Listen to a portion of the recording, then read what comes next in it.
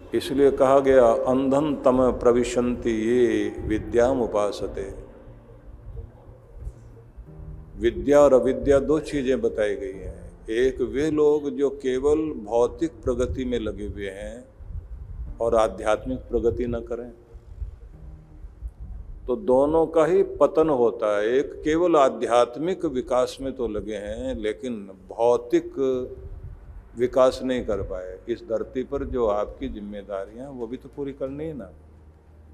और सिर पर कोई कर्जे लेके नहीं जाना, सबके कर्जे चुका दो, नहीं तो फिर इस दुनिया में चुकाने पड़ेंगे आकर। पता नहीं किस किस के कर्जे चुकाओगे आकर, माँ बनकर, बहन बनकर, बेटा बनकर, बाप बनकर, मामा बनकर, नाना बनकर, बहुत सारे दुख भोगते भोगते, सबको देते देते आप पूरी जिंदगी खाली हो जाते हैं और फिर भी आपके लिए कोई शब्द अच्छे नहीं कहे जाते। किया क्या तुमने हमारे लिए, रोते रहो। और फिर आखिर में ये कि हाथ क्या लगा, किन के लिए जिए।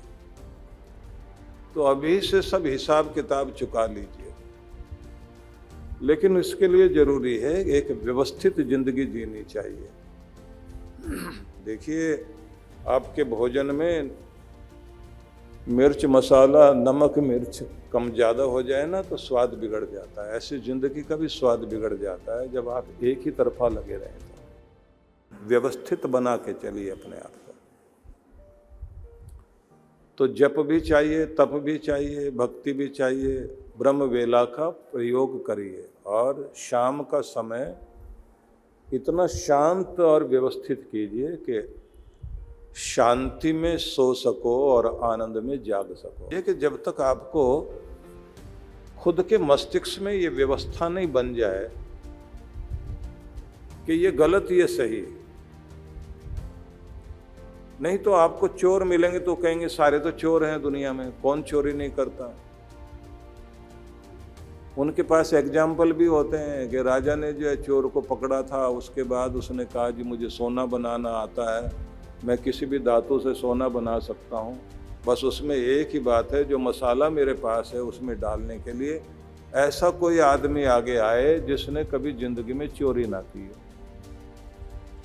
तो कोई भी नहीं आया आगे, कोई छोटा मोटा कोई भी। हमने भी स्कूल में किसी का पेन चुरा लिया होगा।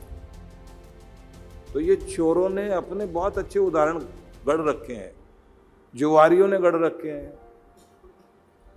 युधिष्ठिर ने जुआ खेला था, फिर क्या हुआ उसका वो नहीं बताएंगे। तो आपको ऐसे लोग मिल जाएंगे जो ऐसा समझा देंगे आपको कि जो आप कर रहे हैं तो वो ठीक है, पाप वाप करते रहो। तो तर्क वितर्क जब तक आप करके सही मार्ग नहीं ढूंढोगे, आपका जीवन सही नहीं चलेगा।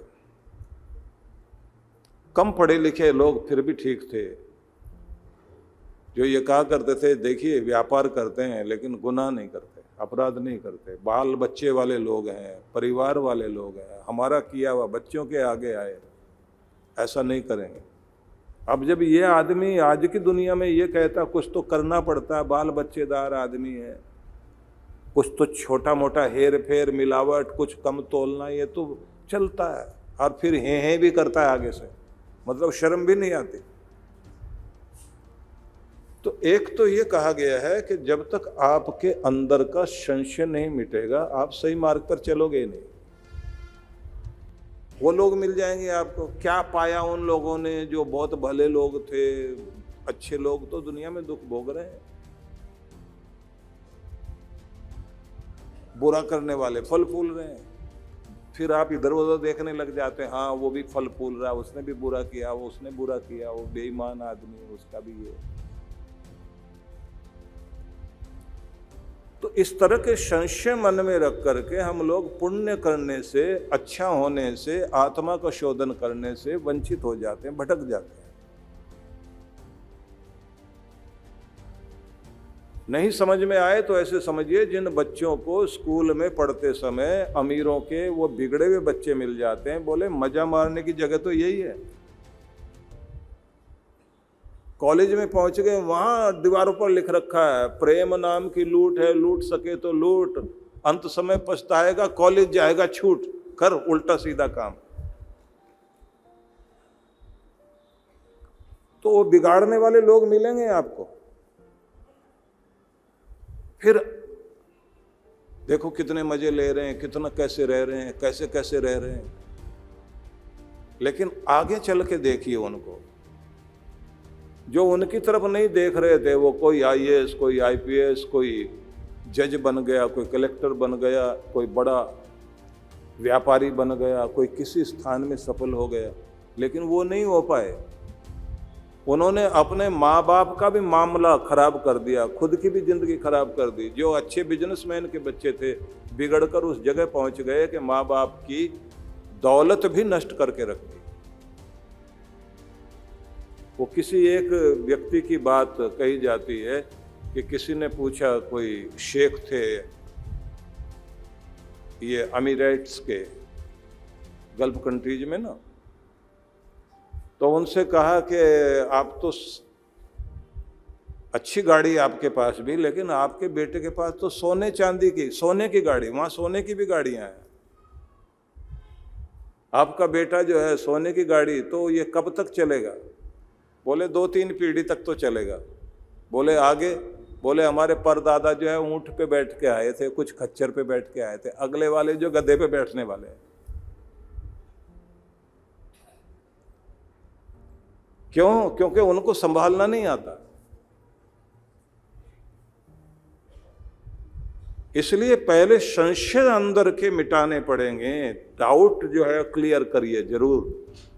ये पाप, ये पुण्य, ये अच्छी जिंदगी नहीं समझ में आए तो ऐसे समझिए, राम की सेना में भर्ती होना है या रावण की, कंस के साथ रहना है या कृष्ण के साथ, अच्छों की जिंदगी जीनी है या बुरों की जिंदगी जीनी है। आप इस दुनिया में स्टार बनकर जीना चाहते हैं, सितारा बन के जीना चाहते हैं, या फिर एक गलत आदमी, गंदा आदमी जो दूसरों के घर के चिराग बुझाता, वो बन के जीना चाहते हैं। पहले एक काम करिए, चित्त को शोधन करो। दूसरा काम करो, डाउट क्लियर करो, अपने मन को संशय रहित करो और सन्मार्ग को पकड़ो। धर्म पर श्रद्धा रखो, गुरु पर श्रद्धा रखो, भगवान पर श्रद्धा रखो, कर्तव्य पर श्रद्धा रखो, और न ब्रह्मद्रोही बनो, न धर्मद्रोही बनो, न राष्ट्रद्रोही बनो, न गुरुद्रोही बनो, क्योंकि इनकी दुर्गति होती है, अपनी पीढ़ियों का भी बेड़ा गर्क कर जाते हैं। गुरुद्रोही बन जाए आदमी तो उसकी पीढ़ियां नष्ट होंगी, खुद का भी काम खराब कर लेगा। धर्मद्रोही आदमी, राष्ट्रद्रोही आदमी, जयचंद का नाम लिया जाता है, मीर जाफर का नाम लिया जाता है, जिन लोगों के कारण जो है ना कितने कितने लोग, देश की स्थितियां बदल गई। एक गद्दार आदमी कितना कुछ बुरा कर देता है।